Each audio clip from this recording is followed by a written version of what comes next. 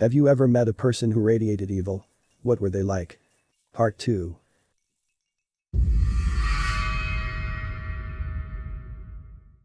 My grandpa died last year, but it was an open secret in our large extended family that he was a pedophile to my aunts and uncles when they were kids.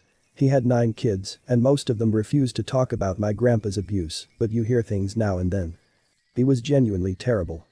I've heard stories of him making his children have sex with each other so he could watch. One of his kids. My uncle, when he was in his 30s, went to prison for years for molesting a child. I'm certain it was learned behavior from my grandpa. There's one truly harrowing rumor about him. I have an uncle that remembers when he was young driving with my grandpa out to the desert and helping him bury a hole in the middle of nowhere and then waiting in the car while his dad finished doing whatever he was doing.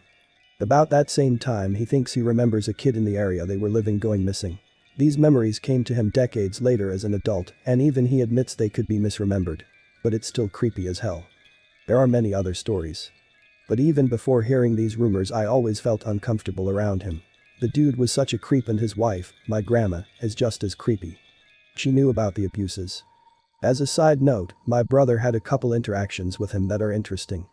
One time, when my brother was about 8 or so, he was showing the family a magic trick. He loved magic and was super proud of the trick he was doing. My grandpa interrupts my brother and says, "I know how you did that," then proceeded to explain the trick to the whole family. What an asshole. Years later, my brother was helping my grandpa move into his house. My brother always wore his jeans low. My grandpa said to him, "Why don't you pull up your pants so we don't have to see your underwear?" My brother quickly replied to his face, "Why don't you stop raping little kids?" Funniest shit I've ever heard. Our entire extended family openly mocked him. But never that brazenly. I grew up with one. My 4 years older brother was sadistic and very creative in creating new ways to humiliate and degrade me when I was a child. He would spit and urinate in my mouth. He constantly hit me with his knuckles, leaving knots and bruises on my arms and legs. He mentally, emotionally, physically, and sexually abused me. He passed me around for his friends to sexually abuse. He was very large for his age, and I was tiny. He nearly killed me twice, once while we were swimming, by dumping me in water over my head and leaving me. My other brother found me and saved me, and once by burying me alive with plywood, planks, and dirt on top when I was 5 or 6 years old. Every time I tried to push the planks off, dirt would cave in on my face. Thankfully my sister-in-law came to visit and heard me screaming. She was furious, but my brother claimed we were playing, and he forgot me. He never got in trouble for any of the evil things he did. My mother refused to believe me when I tried to get her to protect me. He also killed several pets. The 7-year-old. Hands down, without exception, the most disturbing person I've ever met. He tried to kill his sister. She moved out. He talked to me one day about it. He was kinda sad she stopped him. Well, I wanted to see what color people are on the inside. Are they bright and colorful, like robots, or boring and all red and brown like my dog? Like ... Your dog.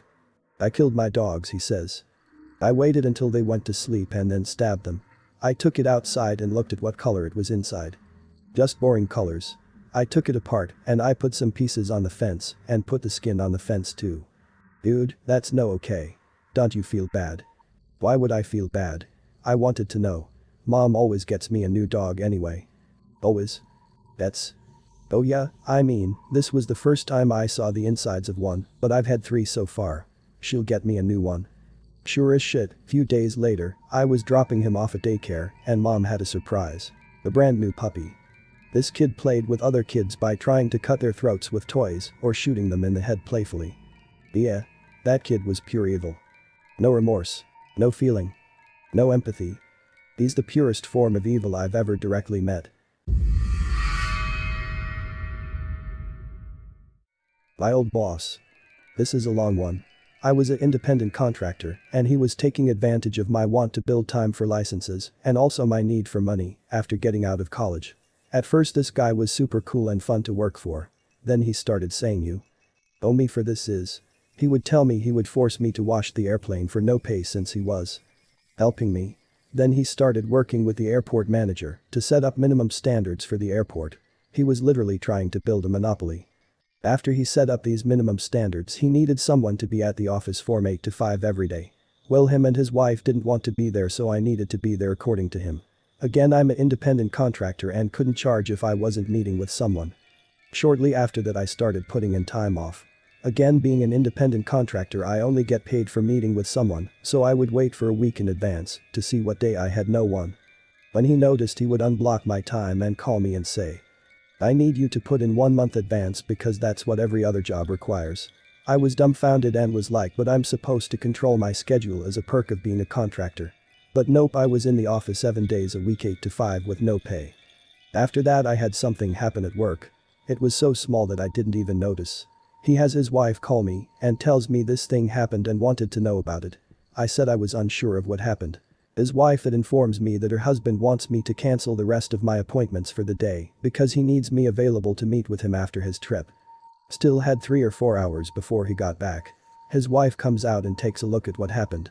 After it was looked at, they determined that it was a non-event. But my boss was still mad. He called his wife to talk to her about the problem. She made the mistake of putting him on speaker again after he hung up out of anger. He starts going on about how she wants him to take my keys and deactivate my accounts. I handed her my keys and she was like, "No, don't do this, he's just upset." I promptly walked out. Perk of being a contractor, and to my understanding, that was him breaking the contract. Again, shortly after this, I get a letter in the mail from his attorney. He was threatening to sue me over multiple things. None of them were true or accurate. He also had the sheriff department come out to my house to try to intimidate me even more. In the meantime, he was also speaking rumors and lies about me. Again, me just getting out of college, I had no money, but thank you to my friends. One being an attorney. The attorney friend did all the letters and poked holes in his lawsuit and proved nothing he was saying was accurate. The other friend wrote a letter to point out that the parts that involved him were also inaccurate and that he ended his agreement solely based on my old boss's actions. Long story short, he tried to ruin my life and my heath took a massive hit. I'm honestly happy that I was able to get out from under him. Thanks for listening to my TED Talk.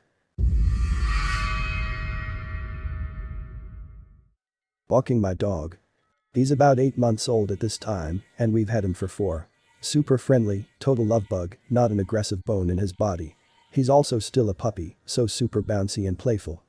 Anyway, we're walking along our usual route and my dog stops and digs his heels in. I look up and about 50 feet away there's a guy standing on the pavement having a cigarette. He's wearing a beanie and my dog is a little nervous about people wearing hats. Don't ask me why, so I assume that's the problem. I crouch down and start trying to coax him forward, thinking it might be a good learning experience for him. He won't budge. Then he starts growling. Proper, angry, "I'm going to bite you" growling. Snout crinkled, ears back, lips drawn up, showing all his teeth, his tongue even flicks out a little bit. He's making this awful guttural snarling sound and goes into a sort of half crouch, standing himself perpendicular to me and pressing his body against my shins. I look up and the guy with the beanie is smiling. Just smiling benignly as my dog snarls like he wants to rip his face off. I decide to bounce, but my dog won't turn his back on this guy. Instead, he walks me in a perfect half circle around him, always keeping himself between me and the guy, always growling, never taking his eyes off him. I'm shitting myself. The guy is just smiling. At last, when we're past him, he says, "Something wrong with your dog. He doesn't like you," I say. My dog walked backwards, still growling, until we reached the corner and all of a sudden it was like nothing happened. He's perky and happy again, sniffing the plants, doing his thing, totally back to normal. I was terrified. I never saw that guy again, and I never saw my dog have another reaction like that. My dad. I know everyone likes to throw around the word narcissistic, but my dad truly is one to the letter. He literally only cares about himself, is only nice to people that can do something for him, benefit him in some way, can't be told anything. And God forbid you even have a slight difference of opinion than him, because he will lose his shit on you in a half a second and will take it as a huge personal attack on him if you dare not agree with everything he says. Throws tantrums like a giant fucking 3-year-old, lies about literally everything, and then gets pissed when he gets caught in his lies. He's also horribly racist. He's downright mean and nasty and negative about everything. Threatens to leave and take his money, his union retirement and SS disability that he wouldn't have if it wasn't for my mom helping him fill out all the damn paperwork and making him realize that it would be a good idea to stay in the union for just like 3 more years. Or else no retirement because he wouldn't qualify because he Didn't want to do that, at every perceived slight, knowing that just because if those 2 payments he makes more than my mom, and it wouldn't be fair of him to just ditch her cause she wouldn't be able to afford the house payment and stuff, and she'd have to move into a dumpy apartment probably in a bad area cause shit's expensive where we are. But he acts like he's a goddamn saint, and it's everyone around him that's the problem. I hate him. I was tripping on acid with some friends on a nature trail. As we were walking down the trail a man came up behind us. He didn't say anything and was just following us an awkward distance which was almost too close, almost like he was listening in on our conversation. I didn't see him at first, but I automatically stopped talking because I instantly felt something different about the energy. It was very dark and evil. After about a minute of this we stopped walking and let him pass us. We all felt the same thing. I don't know what it was. But if you've ever done psychedelics, you're likely aware that it is a deeply spiritual experience. I think we might have encountered an evil being of some sort. I had a, let's say, friend who was very bipolar and may have been a sociopath. Complicated relationship. This is kind of a long story, but one time I was reading about how sociopaths struggle with mirroring and can't empathize with people because the part of their brain that analyzes what they might look like to other people isn't as functional. This gave me an idea. In retrospect it was pretty dangerous. I told him to speak his thoughts about certain topics into a camera. When I played the recording back to him, he was shocked by how evil he looked. I mean, he was floored. He had no idea, and it was the first time I ever saw him really freeze up. Normally he has that unfazed superficial charm thing going on. But he really looked like his brain broke when he saw that. It was as if I were giving him access to a perspective that was literally impossible for his brain to come to on its own. From then on, he acted differently. I think he may have just been hiding it better, but overall he was nicer to people. It may have been fake, but who cares? At least he made a conscious effort to be a little less evil. When I was 12 we moved to a new city in a new state and rented an old Victorian home that had been converted into 2 separate apartments. We lived on the first floor. It was a quiet street and we had moved in the summer, so I didn't know anyone. The boy 2 houses down was David. 16. Tall, dark, and thick. Thick brown curls that almost always covered his eyes. Greasy. Grungy. Bad vibes. He knew I was an only child and I was frequently home alone as both my parents worked long hours. Always watching me when I was out walking our dog or riding my bike. Always trying to talk me into coming over to his place to hang out. When I wouldn't go to his he started trying to get into mine. Always stopping by. Knocking on doors and windows trying to get me to let him in. Always when I was alone. I was 12, but I wasn't stupid. I knew something was very wrong with him. He had that Jeremy school shooter vibe. A cold violence that bubbled just under the surface. The type you'd expect to hurt animals or stalk prepubescent 12-year-olds. Anyway, I weaved and dodged and never gave him a chance all summer. Right before school started he got into a fight with his parents and burned their house down, intentionally. He was taken away and I never saw him again. I heard rumors his parents had him committed. Apparently the house burning incident wasn't the first time he had tried to kill them.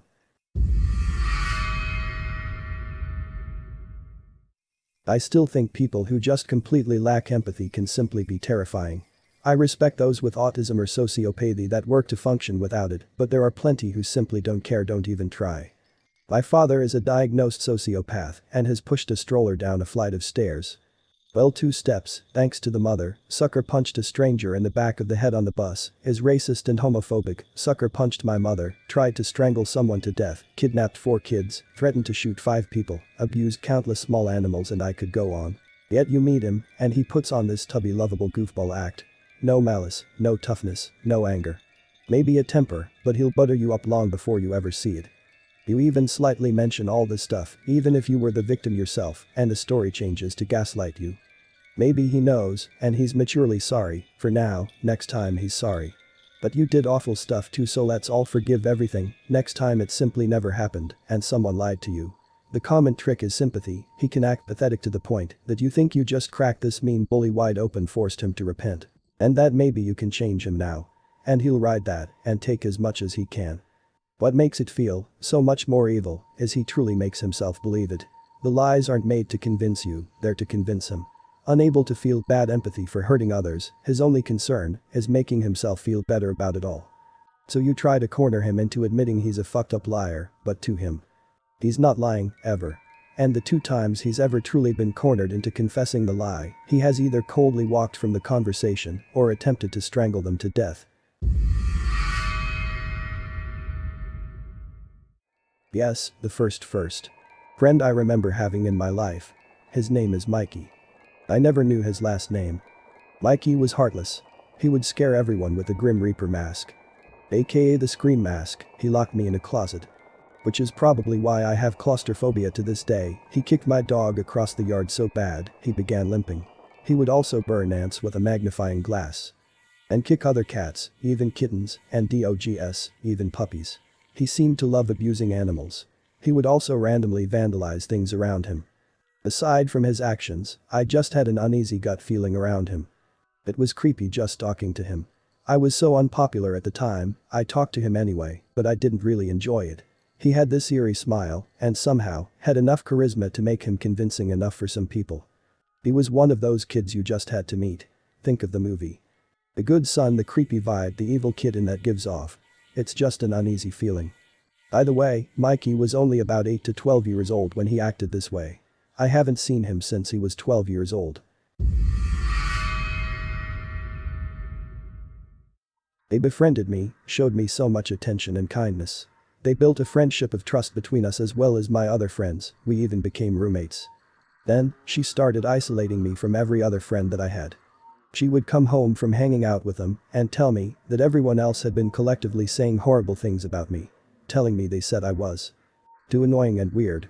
What made it even worse is when I tried to confront any of my friends about what I thought they were saying, they gave me the cold shoulder. It broke my heart, and each night my roommate would be there to tell me more lies and then pretend to comfort me. She became my only friend until I started connecting dots. I ended up hating her, and eventually the truth came out 7 months later. An old buddy had agreed to coffee with me, and we unraveled that she was telling my friends that I was talking shit about them. We cut her off completely after that, and are healthier for it. Things with my friends are great now, but it took a lot for us to get here, and it'll still never be the same as what we were before she started this. I think I have trust issues now. My best friend's new boyfriend. Narcissist, cheater, liar. And he's got her wrapped around his finger. Anytime I tried to call him out on his BS, he turned it around on me.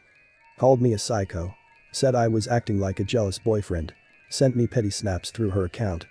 Cheated on his wife for 15 years. Had 2 kids with other women during their marriage, and she's too blind to see he's doing it to her too. When I told his wife he was cheating on her, he told her, "At least I can't get this one pregnant." I've never met someone so dang arrogant. I mean, the audacity this monster has. It's been a week since I've had any contact with her because she simply will not listen to me. I've never seen anyone just come in and make someone believe all their lies and bullshit so fast. And so well that they would just drop their best friend for it. All I can do is hope she will see it soon and won't get trapped in this relationship with him.